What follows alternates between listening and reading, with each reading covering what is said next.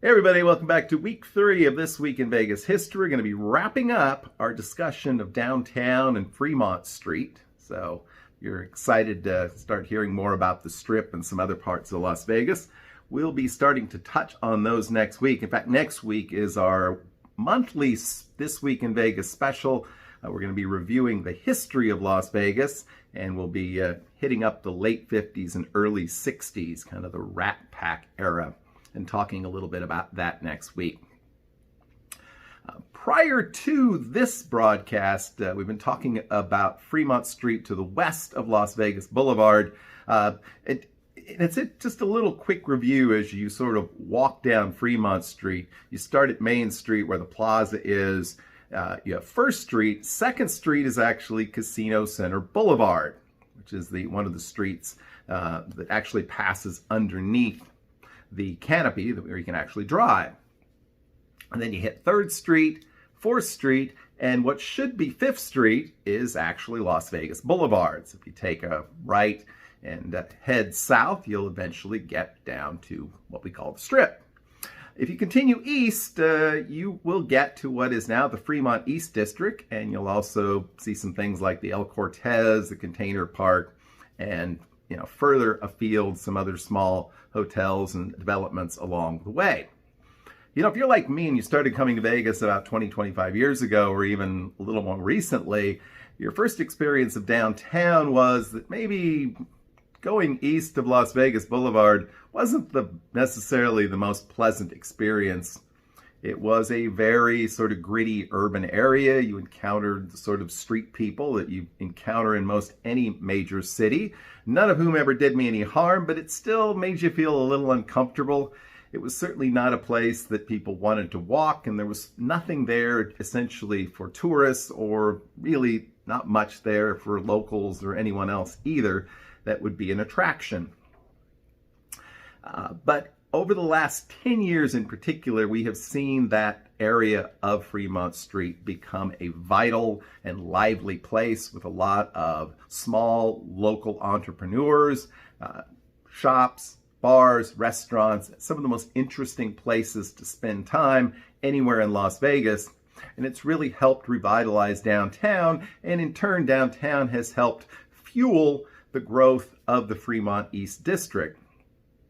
So, there was so much effort that was put in over time to revitalize downtown, whether it was, different government activity, whether it was the building of the canopy and the Fremont Street experience. And in a sense, all of those things, they contributed.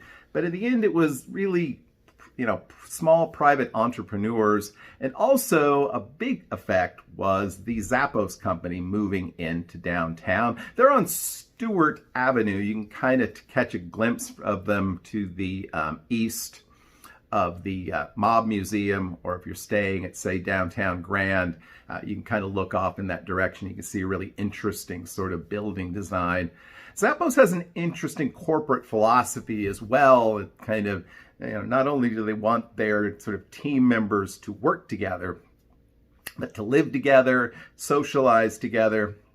And so when Zappos moved into downtown Las Vegas, one of the things they wanted to do was create a community around that corporate headquarters where people could live and socialize. And so that was a huge part of what fed into the growth of a lot of these bars and restaurants, which we have seen take off over the years. And that block now is one of the most exciting places to go downtown, and is certainly a change of pace from just the sort of glitter and lights of the casinos, and a great way to kind of get away from that if you're looking for a more sort of authentic kind of urban experience. So we're going to talk a little bit about some of the changes that have taken place there, and then we'll touch on the El Cortez, which is, I believe, the only hotel and casino that is considered a National Historic Landmark. I mentioned it before, but El Cortez opened up in 1941. There's still a small part of the casino which has, while it's certainly gotten carpeting and and some coat of paint, is essentially unchanged from that period nearly now 80 years ago. And amazingly enough, El Cortez has survived and prospered in recent years, doing some additional remodeling. And again, the growth of Fremont East has definitely helped them. So let's take a quick break, and then we're going to start talking about some of the interesting changes that have taken place between Las Vegas Boulevard and 6th Street, and a little bit more about the El Cortez. Okay, so as we look at some of the businesses that existed throughout the years between 5th Street, Las Vegas Boulevard, and 6th Street, on the south side of the street for quite a number of years, there was a large department store called National Dollar Stores. It was a very big chain for a time in the western United States. It was perhaps most distinctive for being owned and founded by Asian Americans, which at the time would be somewhat unusual. And that occupied almost the half of that block for a good number of years in the 50s and 60s. On the opposite side of the street, you had a real sort of potpourri of shops and businesses, jewelry stores, tattoo parlors, guitar shops, adult bookstores, shoe stores. In fact, for a time in the 80s, you had a Payless shoe store right there. And right next to that, across the street from El Cortez, was a JCPenney store. That actually was there from the 1950s until 1983. They departed, and there was a Fremont Medical Clinic that went in on that corner for a time to help serve some of the underserved population of the area.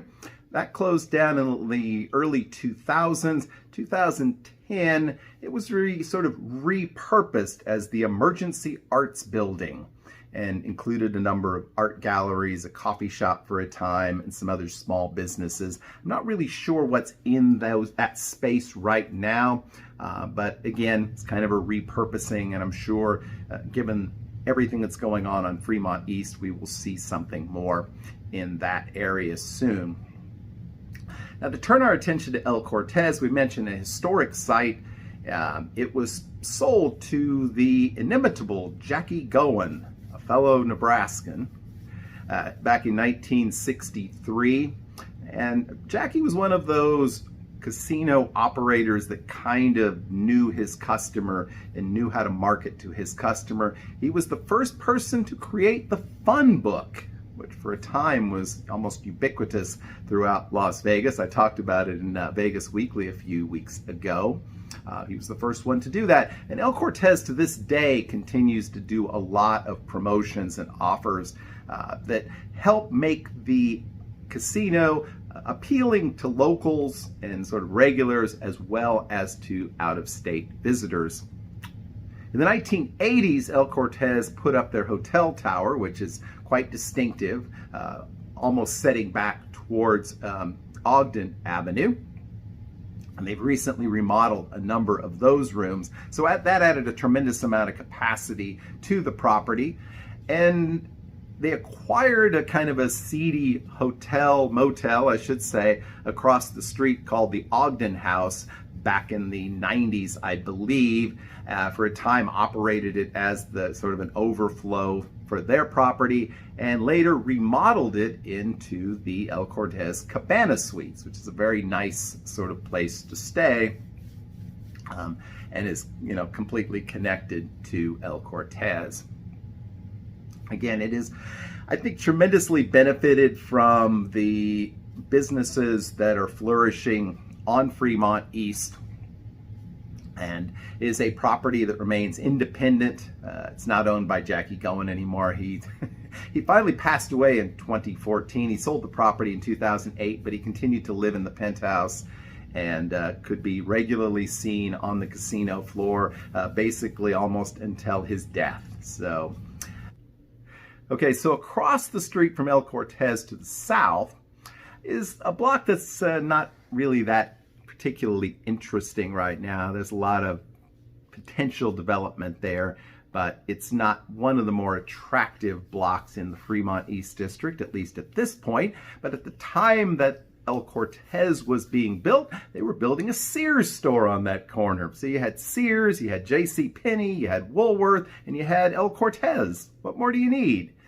It does remind us that in addition to being a casino center, Fremont Street was also a downtown shopping district for a lot of people in that community at a time when Las Vegas was much, much smaller than it is today. There was also a furniture store and a drugstore on that block. Sears pulled out in the late 60s and was replaced by the Central Telephone Company, Centel, which occupied that building as well for a number of years. The furniture store was eventually replaced for a time by a Whiskey A Go-Go, which sounds like it would have been an interesting place to check out. It didn't last that long either. Which brings us up to 7th Street, and we're going to stop talking about Fremont Street other than just to say that if you ever get to 7th Street, definitely check out the Container Park right there beyond the 7th and Fremont area. And hey, perhaps wander down to Atomic Liquors, which is down on 9th and Fremont and is kind of a fun place to check out and have a drink. And as the years go by, I suspect we'll see more and more development further and further to the east on Fremont Street, which will make it an even more interesting and exciting place, both for residents and visitors alike. Now, next week, as I mentioned, we're going to be continuing our Vegas history special with a discussion of basically the Strip in the late 50s and early 60s. The following week, we will turn our attention finally to the south and make our way down to the Strip, but not without first making a little bit of a tour of that no man's land, the naked city that lands between downtown and the Strip.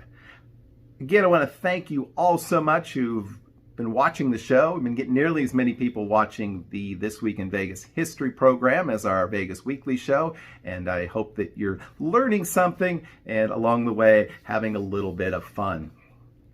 We'll be back on Saturday with another edition of Vegas Weekly. We'll be back next week with This Week in Vegas history. Until then, I hope you have a historically great week. We'll see you soon.